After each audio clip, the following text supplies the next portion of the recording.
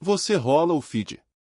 Vê alguém na viagem dos sonhos, ou com um corpo que você queria ter, ou comemorando uma conquista que você ainda não teve. Um aperto vem no peito. Você fecha o aplicativo e promete: nunca mais vou me comparar com ninguém. 3 dias depois, você está fazendo exatamente a mesma coisa. Você acha que é falta de força de vontade seu. Mas a verdade é mais estranha que isso. Comparar sua vida com a dos outros não é uma falha de caráter. É um mecanismo que o seu cérebro não sabe desligar. Existe um nome para isso, e ele não é novo: teoria da comparação social. Um psicólogo chamado Leon Festinger descreveu isso ainda nos anos 50. A ideia central é simples: quando você não tem uma régua objetiva para medir seu próprio valor ou sua própria capacidade, seu cérebro usa as outras pessoas como régua. Repara que isso não é sobre vaidade. É sobre calibração.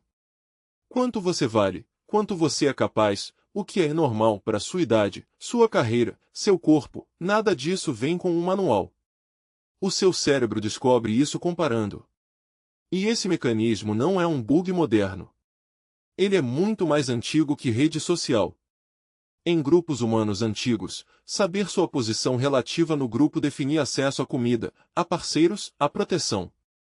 Um cérebro que não soubesse calibrar status, que não soubesse se estava subindo ou descendo em relação aos outros, tomava decisões piores sobre onde investir esforço. Comparar não era vaidade. Era sobrevivência. Pensa numa situação bem específica. Um colega de faculdade posta que acabou de comprar apartamento. Na hora, alguma coisa aperta. Não é inveja pura e simples, é o seu cérebro recalculando, em tempo real, sua posição relativa naquele grupo. Se ele já conseguiu isso, e eu não, onde é que eu estou? Você não escolheu sentir isso. O cálculo aconteceu antes de qualquer decisão consciente sua. Só que esse sistema tem duas formas de funcionar, e a diferença entre elas importa muito. Existe a comparação para cima. Você se compara com alguém que parece estar melhor. E existe a comparação para baixo. Você se compara com alguém que parece estar pior. A comparação para cima pode fazer duas coisas completamente opostas. Se o alvo parece alcançável, ela vira inspiração. Você pensa: se essa pessoa conseguiu, eu também consigo. Se o alvo parece impossível de alcançar, ela vira desânimo. Você pensa: eu nunca vou chegar lá. E existe também a comparação para baixo, que funciona diferente: olhar para alguém em situação pior só para sentir um alívio rápido.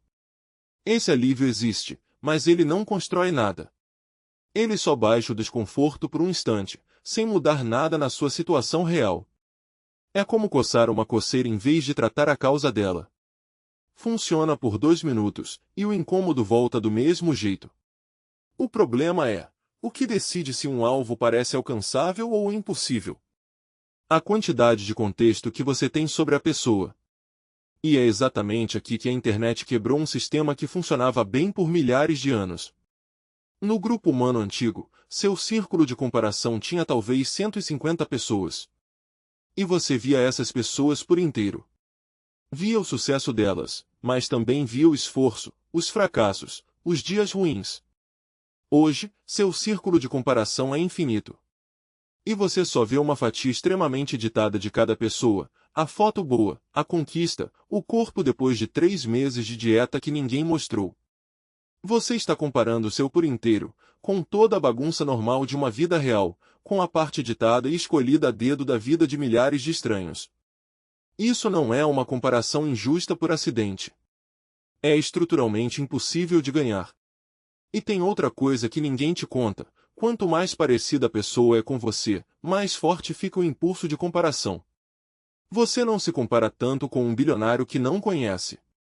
Ele está longe demais da sua realidade, o cérebro nem registra como referência útil. Mas alguém da sua idade, da sua cidade, do seu mesmo ponto de partida?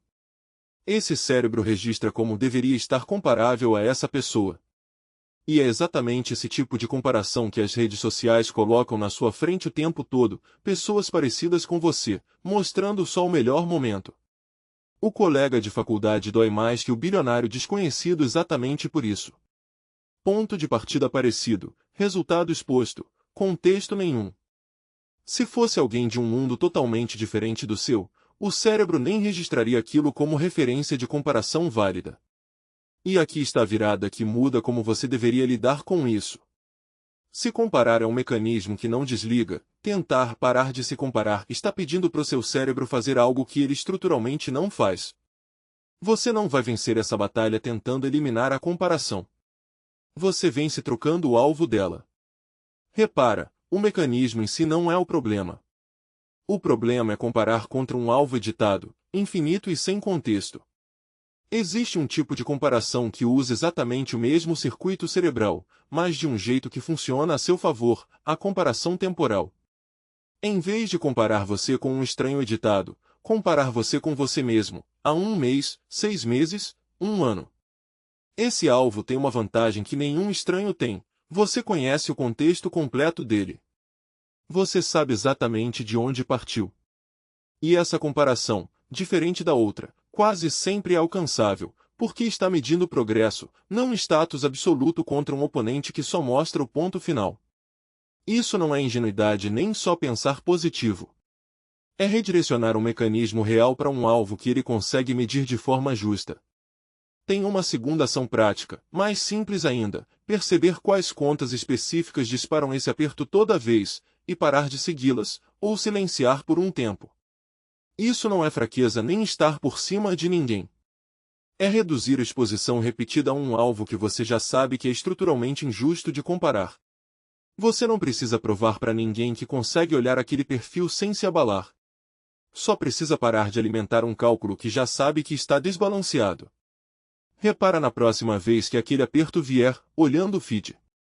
Antes de se cobrar por estar se comparando, pergunta duas coisas: eu conheço o contexto completo dessa pessoa? E, essa comparação está medindo progresso, ou só um ponto final editado? Se a resposta é que você não conhece o contexto e está vendo só o ponto final, esse não é um dado confiável sobre o seu valor. É um recorte. Um recorte não é mentira, mas também não é a imagem completa. E decisão nenhuma sobre o seu próprio valor deveria se basear numa imagem incompleta. E se quiser usar o mesmo mecanismo a seu favor, troca o alvo: como eu estava há um ano, e onde eu estou agora. Você rola o feed. Vê alguém na viagem dos sonhos, ou com um corpo que você queria ter, ou comemorando uma conquista que você ainda não teve. Dessa vez, você sabe, o aperto não é fraqueza. É um mecanismo antigo, calibrando status contra o alvo errado, e alvo errado tem conserto.